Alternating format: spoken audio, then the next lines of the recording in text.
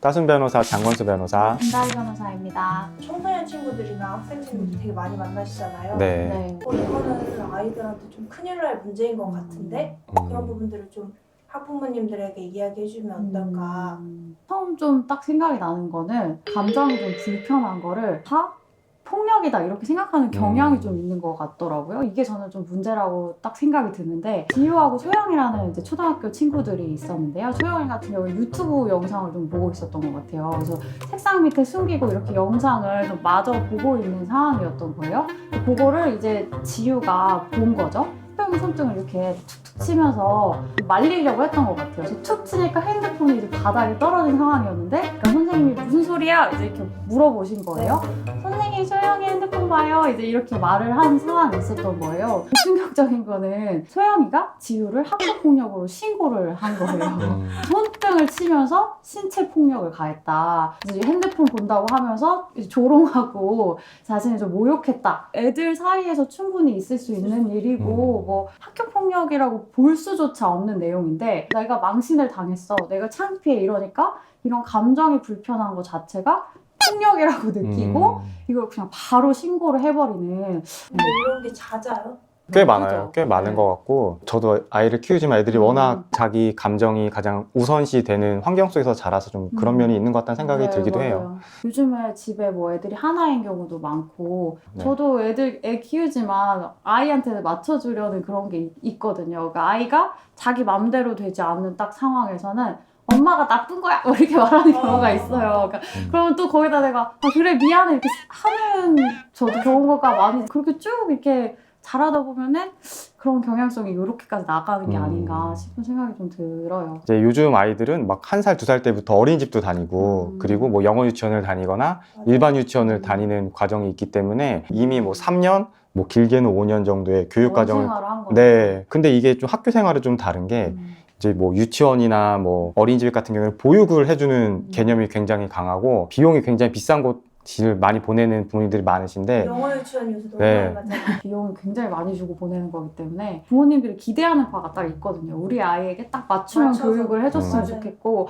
아이가 어떻게 지내고 있는지, 뭘 불편해하는지 이거 어쨌든 세심하게 체크하면서 원해서 관리를 해주는 거거든요. 물론 그런 게 필요한 부분도 있지만은, 그런 환경에서 초등학교를 들어갔을 때 갑자기 자기에 대한 관심이 없어지고 그 중에 한 명인 건데, 맞아. 사실은 그 분위기가 좀 낯설게 느껴지는 아이들도 있는 것 같아요. 그 불편한 감정을 참지 못하고 제도적으로 해결하려는 듯한 이제 경향도 좀 보이게 되면서 이제 이런 일들이 좀 많이 발생하는 거 아닌가, 맞아요. 그런 생각도 좀 드는 것 같아요. 생긴 것 어쨌든 같아요. 유치원, 학교 가기 전까지는 집안에서도 그렇고 유치원이든 뭐 어린이집이든 간에 안돼라든지 뭐 맞아. 부정적인 표현을 하는 거에 대해서는 거의 이제 거의 예, 없죠. 필터링 되다 보니까. 마음을 읽어주는 것도 당연히 필요하고 중요한 일이지만, 아닌 거에 대해서는 단호하게 아니라고 말하는 거는 꼭 필요한 일이라고 생각을 하거든요.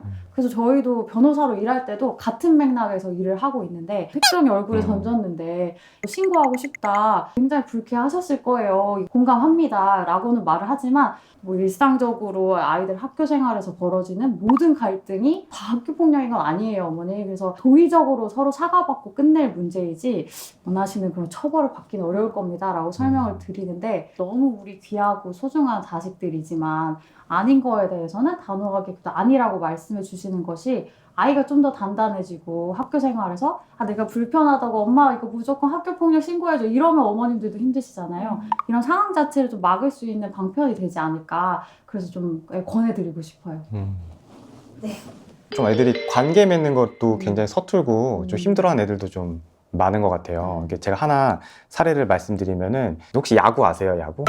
그럼요. 네. 아, 야구 알죠? 근데 야구를 하면은 이제 캐치볼이라는 걸 하잖아요. 이제 여기 사례에서 나오는 학생 같은 경우에는 공원에 같이 놀자 했었는데 공원에 조금 늦게 나왔고, 그 이 친구가 자기 글러브를 안 챙겨왔어. 근데 공을 맨손으로 잡을 수는 없잖아요. 캐치볼을 이제 서로 먼저 나온 애들끼리만 계속 하고 있었던 거예요. 그래서 얘는 나도 할래 그러니까 넌 지금 글러브 없잖아, 넌 나중에 해 하고, 걔는 계속 공을 잡으려고 이러고 다니고, 애들은 걔가 또 이제 방해하는 것처럼 보이니까 공을 이렇게 뽕뽕 뛰어서 던졌던 거예요. 그때가 이제 주말이었고 월요일이 됐는데, 갑자기 이제 학교에서 그때 캐치볼 하지 못했던 그 친구가 학교폭력 신고를 제기됐다, 접수됐다 사건을 좀 보면은 부모님이 저 멀리서 이렇게 보고 있었어, 그거를. 아, 얘네들이 우리 아들을 이렇게 따돌리고 있었구나. 이런 생각이 들어서 학교폭력 신고를 진행하게 된 거죠. 근데 이게 전혀 학교폭력이 될 네, 만한 네. 사건이 아니거든요. 소외되는 일이 빈번히 있던 거예요? 아니면 그거는 처음이었어요. 왜냐면은 놀 때도 이미 같이 놀자고 문자도 보냈었어. 그렇게 부를 정도로 서로 친하게 지내는 친구였던 거죠. 좀 서운했을 수는 있겠죠. 근데 나도 하고 싶은데 못했으니까. 근데 이게 부모님들도 딱 중심을 잡으시고 아이가 그런 관계 같은 것들을 좀 어려워한다 하더라도 그런 친구들과 잘 지내는 방법도 알아야 된다고 좀 교육을 해주셔야 되는데 네. 그냥 되려? 그럼 아빠가 엄마가 뭐 신고해줄게 하고 신고를 한 거죠. 네, 진짜예요. 우리가 첫 번째 사례에서는 아이가 자기한테 하는 행동을 다 학교 폭력이라고 생각한다는 게 문제다. 네, 그거는 엄마도 맞아요. 같이 부모님들이 맞아요. 한 거잖아요. 모든 부모님들이 그러진 않으세요. 근데 간혹 가다가 이런 부모님들이 뭐 적지는 않아요. 그러니까 이런 사례가 진짜 네, 적지는 좀 않아요. 그런 게 네. 신고를 하면서 부모님 다 물어보는 거예요, 아이한테. 이거 말고 또 있었지? 무슨 일이 속상했어?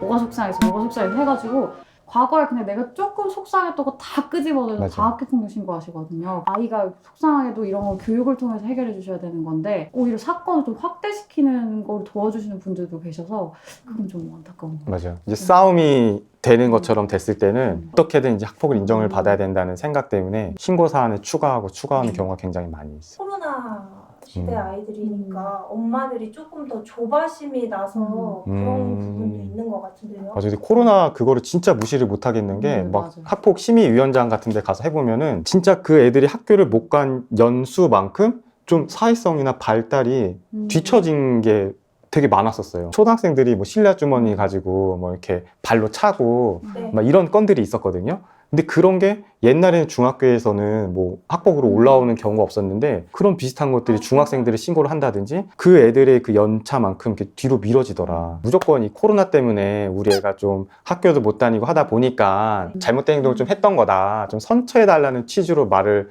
하시는 분들이 굉장히 한동안 많았었어요. 물론 이제 코로나가 아이들 사회성을 발달하는데 조금 좋지 않은 영향을 미쳤던 거는 맞는 것 같아요. 근데 꼭 그 코로나만으로 그게 전부가 될 전부가 될 수는 없죠. 네, 그렇게 하는 것보다는 오히려 가정에서 오히려 그런 부분들 더 신경을 써서 사회성을 기를 수 있을 만한 여러 가지 활동도 좀 해주시고 네. 저 같은 경우는 운동하는 거 진짜 좋은 것 같아요. 아이들이 좀 굉장히 많이 도움이 되지 않을까라는 맞아요. 생각을 많이 했던 것 같아요.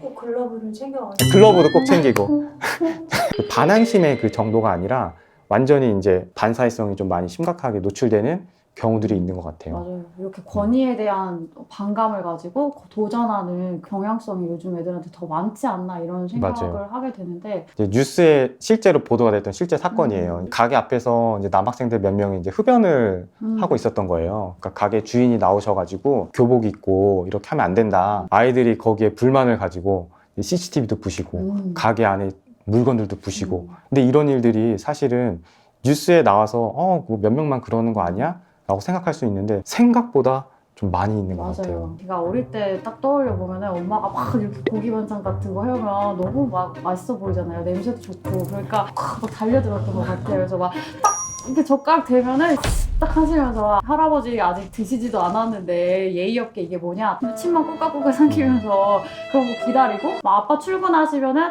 뭐 가가지고 막 다녀오세요 뭐 TV를 보고 있든 공부를 하고 있든 그거 무조건 그런 거 시키셨었거든요. 제가 요즘에 저희 아이 키울 때를 생각해보면 쌍머리 교육 이런 거 잘 못하고 있는 것 같아요. 애가 잘 먹고 키가 많이 컸으면 좋겠고 하다 보니까 쫓아다니면서 먹이기도 하고 나는 안 먹어도 되니까 너 이거 맛있는 거 먹어 하면서 먼저 애가 먹는 거 당연히 다 허락해주고 출근할 때 이렇게 인사하고 이런 것도 책을 보고 있거나 하면 책 보는 게 또 기특하잖아요. 아침부터 일어나서 무슨 책을 이렇게 보나 우리 애가 뭐가 되려고 저런 기특한 일을 하나 싶으니까 그냥 아빠 가신다 그냥 이렇게 하고 아빠 나가고 저부터도 이런 집안에서 교육하거나 이런 게 부족한 면이 있지 않아 이렇게 생각을 하게 되더라고요. 이렇게 기본적인 뭐 질서라든지 네, 예의라든지 권위에 대한 가르침이라든지 이런 게 다 없어지고 너무 이제 아이들 마음을 읽어주고 존중하고 이런 것들만 강조되다 보니까 당연히 기본적으로 깔려야 되는 거는 오히려 사라지는 게 아닌가. 그래서 나부터 좀 더 신경 써야겠다. 책 보는 거 중요하지만 아빠한테 인사부터 해라. 맞아요. 네. 맞아요. 그 한 명의 아이가 너무 귀중하긴 한데 근데 그 아이가 나중에 정말 사회에 나가서 원하는 꿈을 펼치기 위해서는 자기만 생각하는 것만으로는 할 수 없는 게 너무 많거든요. 그래서 그런 부분들도 좀 교육을 해주시면서 신경을 쓰는 게 오히려 아이한테도 더 좋지 않을까라는 생각을 많이 하는 것 같아요. 네. 그러니까 오히려 우리 아이들한테 그런 기본적인 질서라든지 예의라든지 이런 것들을 알려주는 게 진짜 우리 아이를 지키는 게 될 수도 있다. 아이가 너무 쉽게 상처받아서 모든 걸 폭력이라고 생각하지 않고 이런 것들 잘 단단히 견뎌내면서 더 잘 큰 어른으로 성장할 수 있는 그런 밑거름이 될 수 있다 생각하시고 조금씩 그런 것들을 신경 써주시면 좋지 않을까 생각을 해봅니다. 너무 중요한 얘기일 것 같아요. 이렇게 마무리를 할까요? 네. 장도사님 뒤에 거실이 거의 예진이의 집처럼 아, 이거 우리가 가정교육이 예진이 지금 중심으로 밥상머리 교육이 안 돼 있는 것 같은데? 예진이 하우스 같은 예진하우스.